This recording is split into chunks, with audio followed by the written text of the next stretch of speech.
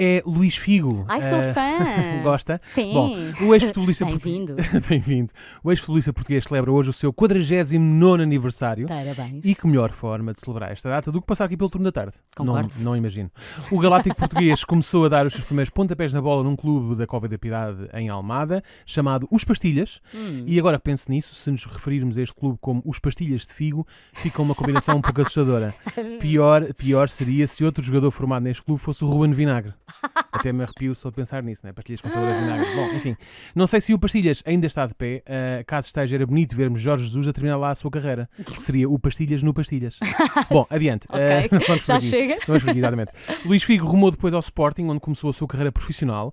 Por lá esteve 6 anos, ganhando apenas uma Taça de Portugal em 95. Na altura era o normal para o Sporting, agora menos que 4 obesíticas é derrota. Portanto, está a melhorar, está a melhorar. Já viste? Acontece que em 95 ao comando da equipa não estava Ruben Amorim, mas sim Carlos Queiroz, e talvez por isso Figo decidiu prosseguir a sua carreira no estrangeiro. Ou por isso, ou porque o presidente era Santana Lopes e ainda podia ter a brilhante ideia de levar Figo para a Figueira da Foz para jogar na Naval 1º de Maio. Olha, já Nunca esteve na sabe. primeira. Já teve na primeira, agora é extinto. Já nem existe? Já não existe. Ah, Naval 1º de pobre Maio. Naval. A que conhecíamos, pelo menos. Figo conquistou o seu primeiro grande título ao serviço da Seleção Nacional de Sub-20, sagrando-se campeão do mundo de Sub-20 no Mundial que se realizou em 91 em Lisboa.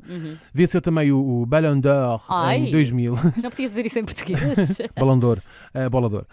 Foi o melhor jogador do mundo da FIFA em 2001 e está incluído na FIFA 100, uma lista elaborada por Pelé com os melhores jogadores de futebol vivos. Ele depois vai retirando conforme eles vão. Não, foi uma lista feita por um aniversário, especialmente para o aniversário da FIFA. Há ainda mais uma nomeação que Figo recebeu nos anos 90, mas de que ninguém fala, que é o de estar na lista de jogadores vivos com penteados e guarda-roupa mais embaraçosos. Também ninguém fala disto. Agora não sei se sabes, Filipa, mas ouvi dizer que os fãs de futebol em geral e do Luís Figo em particular foram aconselhados a não pedirem autógrafos ao craque português. A sério? Sim. Abordar o jogador, sim senhor. Tirar uma selfie, ainda vá que não vá. Agora, a assinatura do Figo num bocado de papel é que não. Mas não pode ser. Que parvoíce vem ser essa? Não é previsto nenhuma. É que Não. não sei se sabe. Não é. É que não sei se sabes, mas onde quer que o Luís Figo rabisque o seu nome, a coisa dá para o torto. Mas como é que tu sabes uma coisa dessas? Trabalhas no notário, onde o Figo costuma ir, não é? Não é preciso nada disso. Não é... Basta recordarmos o passado. Tudo começou quando Figo tinha apenas 17 anos.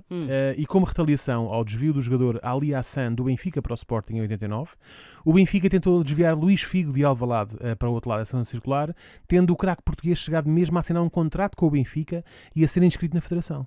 Já tens a minha atenção. E o que é que aconteceu aí pelo meio para o Figo ter continuado no Sporting? Pelo meio apareceu Sousa Sintra, percebeu-se de tudo e ofereceu-lhe ainda mais dinheiro, tendo conseguido assegurá-lo em Alvalade. Mas como o contrato com o Benfica já estava assinado, Figo foi castigado por 3 meses e o Benfica indenizado em 30 mil contos. 150 mil euros, é verdade. Um pouco como acontece quando estamos a vender uma casa e já depois assinamos o contrato de promessa de compra e venda e termos recebido o sinal, nos arrependemos e voltamos atrás. O que é que acontece? Rasgamos o contrato e temos de devolver o sinal em dobro. Vá lá que no fica a ganhar a Remax, não é? Claro, exatamente, e a Sónia. Vá lá que no mercado imobiliário ninguém nos suspende da compra e venda de imóveis durante 3 meses. Mal seria, não é? Mas isso também foi uma vez sem exemplo, não é? Isso do Figo, daí recomendares que ninguém peça um autógrafo, não é? Espera. Em 95, quando Figo decide deixar o Sporting, é cobiçado por diversos clubes europeus, entre eles os italianos do Parma. E ele foi convencido pelos milhões do então patrocinador do clube italiano, a Parmalat. Figo assina um contrato com esta equipa.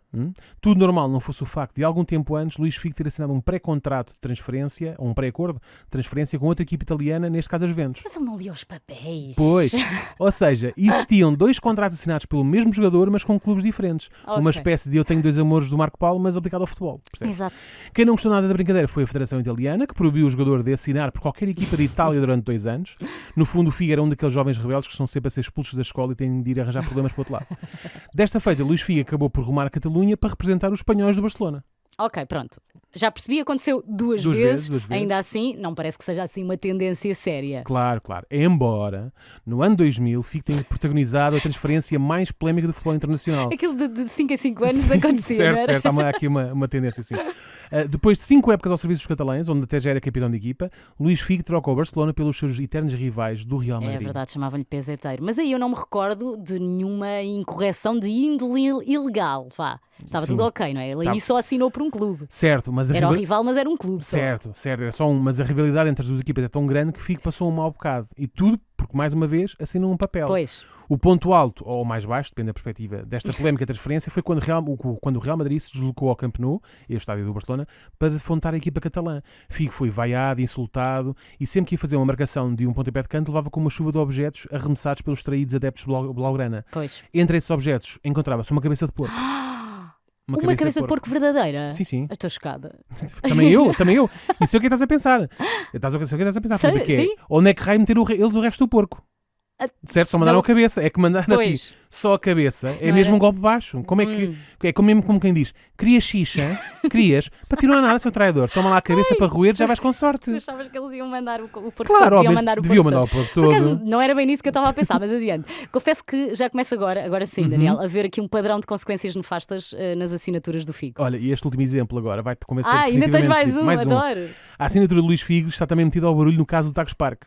O famoso processo alegava que Luís Figo celebrou um contrato pelo qual recebeu do Tagus Park 750 mil euros para a promoção e associação da imagem do jogador a este polo empresarial.